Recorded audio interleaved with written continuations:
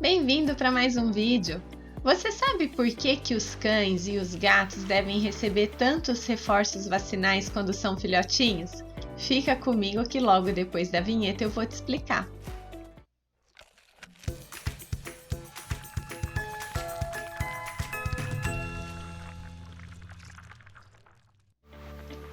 Professora Nayá aqui com você e hoje nós vamos falar da importância dos reforços vacinais, principalmente para os filhotes.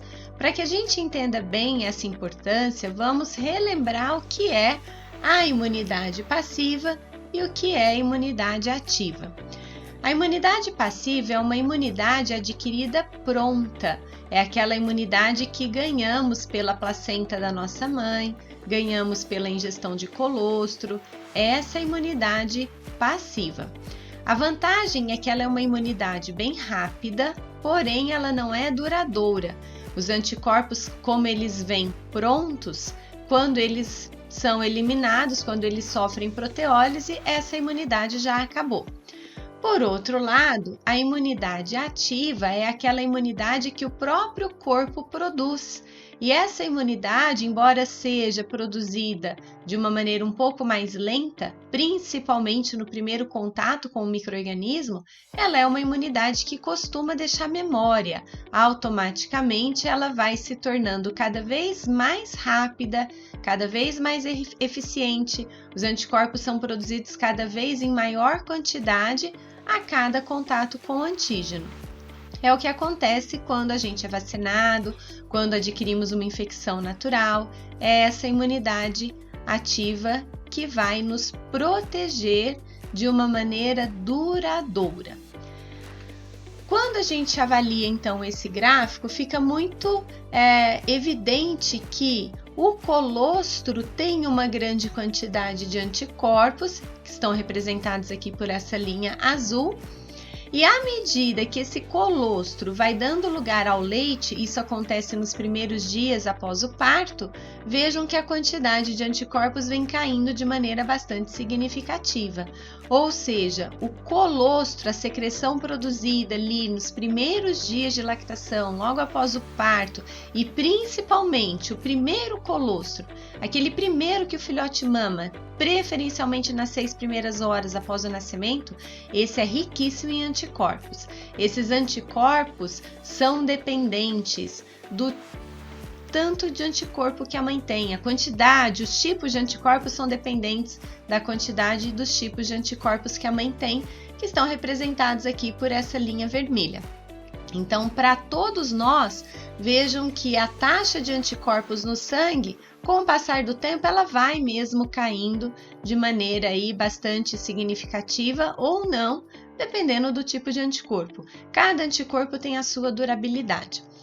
Já essa linha mais clara representa a quantidade de anticorpos presentes no sangue do filhote. Então, vejam que o filhote nasce praticamente sem anticorpos, porém, quando ele mama o colostro, esses anticorpos são passados para ele, para o filhote, e aí a taxa de anticorpos no sangue do filhote vai subindo. Normalmente, os animais domésticos nascem com praticamente zero de anticorpos porque a placenta animal, na maioria das vezes, não permite passagem de anticorpos de forma passiva. A placenta humana permite. Cães e gatos têm uma placenta que permite uma pequena passagem. Os outros animais, como bovinos, suínos, caprinos, equinos, zero de passagem. Então, esses animais que têm zero de passagem de anticorpos pela placenta são dependentes dos anticorpos do colostro para se tornarem protegidos nos primeiros dias e nas primeiras semanas de vida.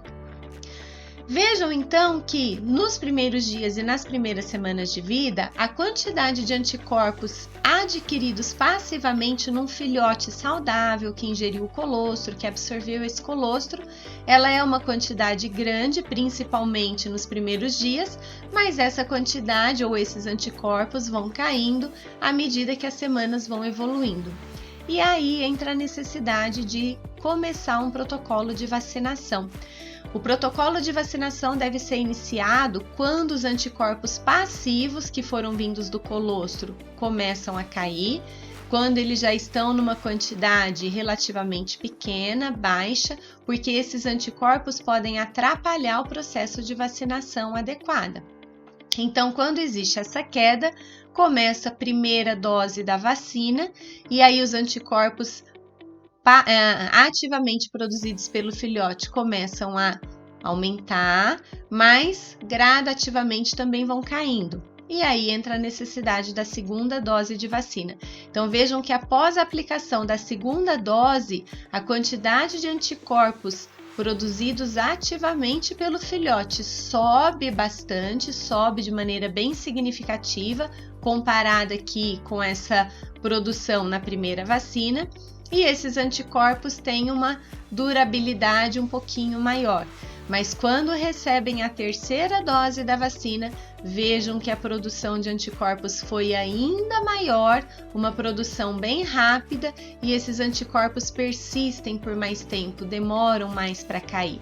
Então observem que a cada vacina realizada, a cada reforço vacinal, a produção de anticorpos é maior, e embora o gráfico não consiga mostrar essa informação que eu vou passar agora, podem ter certeza que esses anticorpos são mais eficientes. E uma outra característica que podemos observar nesse gráfico é que esses anticorpos têm uma maior durabilidade, são anticorpos mais persistentes, ou seja, a cada reforço de vacina, a produção de anticorpos é maior, esses anticorpos são melhores, mais eficientes, e também são anticorpos mais duradouros. Então, o médico veterinário tem a habilidade técnica para indicar quantas doses o seu filhote precisa e quando o esquema de vacinação deve ser iniciado. Essa informação é uma informação que não existe de uma maneira genérica. Esse protocolo vacinal ele deve ser personalizado para cada filhote, porque se a mãe foi vacinada, isso vai influenciar quando a mãe foi vacinada, quantas doses de vacina a mãe recebeu, quais tipos de vacina a mãe recebeu, qual foi a ordem de nascimento desse filhote, o que nasce primeiro mama mais colostro, mama o colostro de melhor qualidade. Quando que ou quantos filhotes nasceram, quando que o filhote ingeriu o colostro, que quantidade que ele ingeriu, se ele foi ou não rejeitado pela mãe.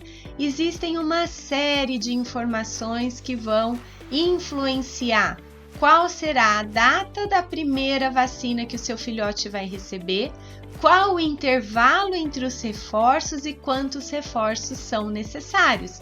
E é só o médico veterinário que tem essa informação de uma forma bem precisa, bem adequada, e então, com certeza, com o protocolo que ele indicar para o seu filhote vai ficar protegido.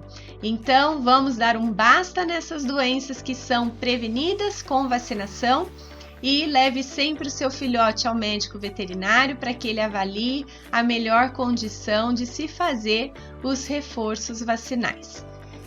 Gostou dessa informação? Foi útil para você? Então não se esqueça de se inscrever no canal se você ainda não for inscrito, deixa o seu like, ativa o sininho e compartilhe essa informação com outras pessoas para que várias pessoas possam também receber informações verdadeiras, informações corretas. Existe muita informação errada por aí e não deixe o seu filhote padecer por isso. Muito obrigada pela sua presença e até o próximo vídeo.